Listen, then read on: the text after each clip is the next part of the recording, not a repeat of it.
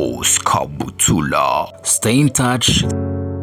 Nyuma y'igihe kinini abakinnyi babiri bamaze kubaka izina muri sinema nyarwanda, abo ngabo ni Killaman ndetse na Nyambo, banugwanugwa kuba bari mu rukundo rw'ibanga rikomeye cyane, bo bakabigira ibanga. Uwitwa Nyambo yagize icyo avuga akuraho urujijo. Ndagira ngo nkwibutse gato yuko umugabo witwa Killaman ubu ngubu ngo ari mu myiteguro yo kuba yarushinga n'umufasha we, bamaze imyaka myinshi cyane babana ndetse banafitanye abana. Stay in touch. Boss Kabutula. Stay in touch.